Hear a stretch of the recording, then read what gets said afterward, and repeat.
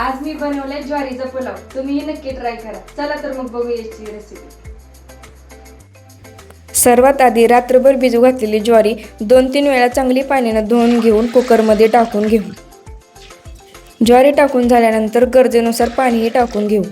पुलावची अजून चव वाढावी म्हणून थोडेसे शेंगदाणे आणि चवीनुसार मीठ टाकून थोडीशी हळदही टाकून घेऊ.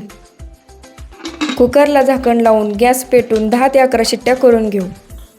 ज्वारी शिजेपर्यंत फोडणीची तयारी करून घेऊ. त्यासाठी लागणारे साहित्य: 1 कांदा, 1 टमाटर, 1 ढोबळी, थोडंसं गाजर, थोडेसे वाटाणे आणि कढीपत्ता. सगळ्यात आधी बारीक कांदा कट करून घ्यायचा. बारीक कट केलेला कांदा ताटाच्या एका कोपऱ्यामध्ये काढून ठेवू. कांदा कट करून झाल्यानंतर ढोबळीलाही बारीक कट करून घेऊ.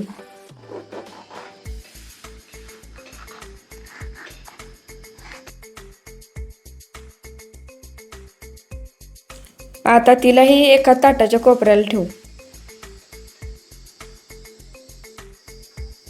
आता गाजरही कट करून घेऊ.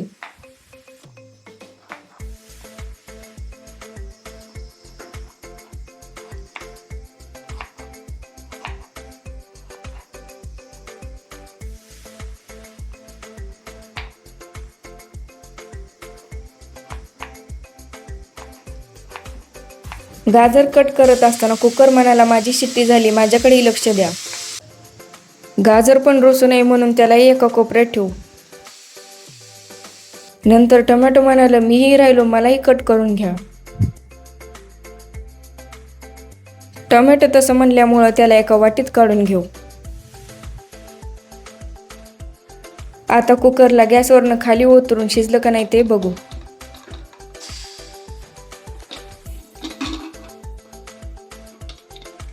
ज्वारी आणि शेंगदाणे एकदम व्यवस्थित शिजलेले आहेत. ते एका चाळणीच्या साहाय्याने काढून घेऊ. त्याच्यामुळे ज्वारीत पाणी राहणार नाही.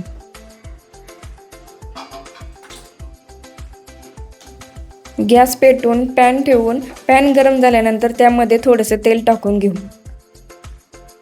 तेल तापल्यानंतर त्यामध्ये मोहरीचा तडका देऊ. मोहरी तडतरल्यानंतर 1 चमचा जिरेही टाकून घेऊ. त्याच्यानंतर कढीपत्ता टाकून लगेचच कांदाही टाकून घेऊ.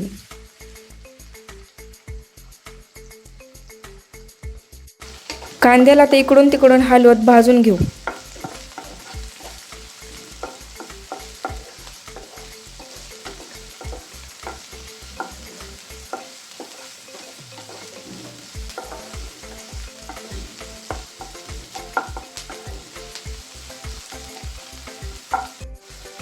थोडासा कांदा भाजल्यानंतर त्यामध्ये वाटाणे टाकून भाजून घेऊ.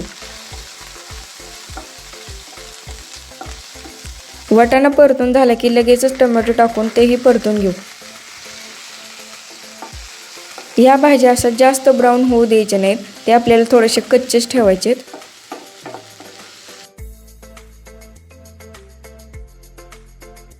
आता ढोबळी आणि गाजर एकदम टाकून तेही मिक्स करून घेऊ.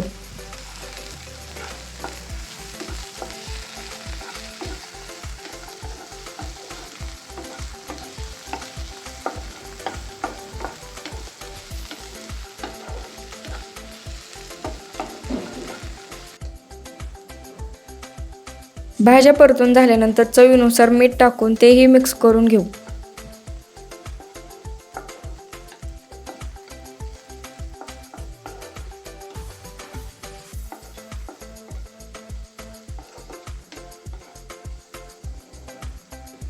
एक चमचा धना पावडर, अर्धा चमचा हळद,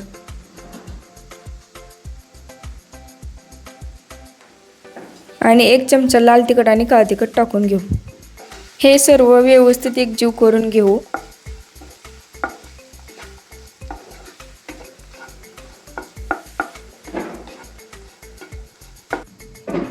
मसाला भाजल्यानंतर 1 बादली पाणी ओतून हलवून घेऊ.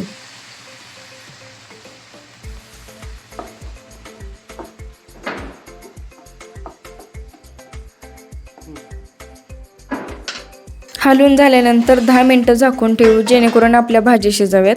आता 10 मिनिटं झालेली आहेत. आता चेक करूया भाज्या शिजल्या का नाही ते. भाज्या आपल्या शिजलेल्या आहेत. आता त्यामध्ये उकडलेली ज्वारी टाकून घेऊ.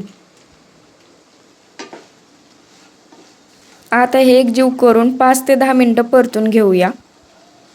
तुम्हाला हा ज्वारीचा पुलाव आवडला का नाही ते मला कमेंटमध्ये नक्की सांगा. अशा सहज सोप्या रेसिपीसाठी माझ्या चॅनलला सबस्क्राईब करा आणि बेल बटन दाबा.